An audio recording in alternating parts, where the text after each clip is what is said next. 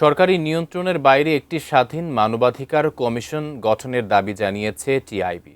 জাতীয় মানবাধিকার কমিশন আইন ২০২৬-এর খসড়া পর্যালোচনা শেষে সংস্থাটির নির্বাহী পরিচালক ডক্টর ইফতেখারুজ্জামান বলেন, খসড়ার কিছু বিধান বহাল থাকলে এটাই প্রমাণ হবে যে সরকার স্বাধীন মানবাধিকার কমিশন গঠন হোক তা চায় না। গত ১৭ মে জাতীয় মানবাধিকার কমিশন আইন ২০২৬-এর খসড়া প্রণয়ন করে সরকার। অন্তর্বর্তী সরকারের সময় করা অধ্যাদেশের বেশিরভাগ বিষয় এই খসড়ায় রাখা হলেও নতুন যুক্ত করা কিছু সংশোধনী নিয়ে উদ্বেগ জানিয়েছে ট্রান্সপারেন্সি ইন্টারন্যাশনাল বাংলাদেশ টিআইবি। একই সাথে স্বাধীন কমিশন গঠনে কিছু বিষয় বাতিলের সুপারিশও করেছে। বৃহস্পতিবার দুপুরে রাজধানীর মাইডাস সেন্টারে জাতীয় মানবাধিকার কমিশন আইনের খসড়া নিয়ে ১৯টি পরামর্শ তুলে ধরেন টিআইবির নির্বাহী পরিচালক ডক্টর ইফতেখারুজ্জামান।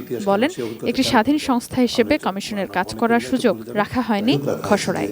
এই কমিশনটি আসলে সরকারের এক বা একাধিক মন্ত্রণালয়ের কর্তৃত্বাধীন থাকবে, এটি আমরা অগ্রহণযোগ্য মনে করি।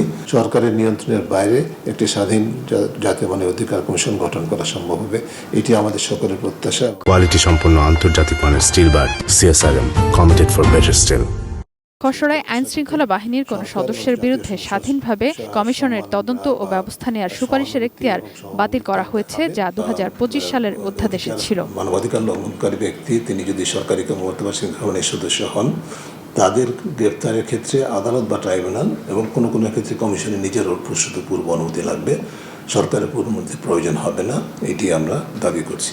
দল নিরপেক্ষ ব্যক্তিকে চেয়ারম্যান ও কমিশনার নিয়োগের পাশাপাশি বাছাই কমিটিতে সরকারি ও বিরোধী দলীয় এমপি এবং শিক্ষক সাংবাদিকদের রাখার পরামর্শ দেন তিনি।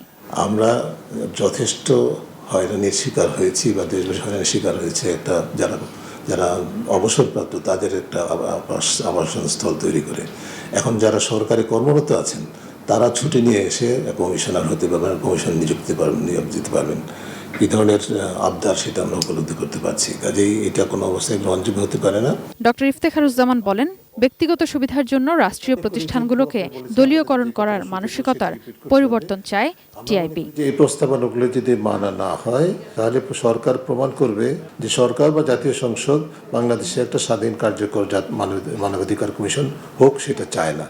অনুষ্ঠানে মানবাধিকার কমিশনের উপর সরকার ও আমলাদের প্রভাব কমানোর পরামর্শ দেন অংশীজনরাও। তারপর যদি জনগণের উপরে চাপিয়ে দেওয়া হয় এমন একটা কমিশন যেটি অকার্যকর, সেটা সরকারের জন্য বিড়ম্বনাজনক হবে, সরকারের জন্য আত্মঘাতী হবে। কারণ সাদিয়া আফরোজ, ATN নিউজ, ঢাকা।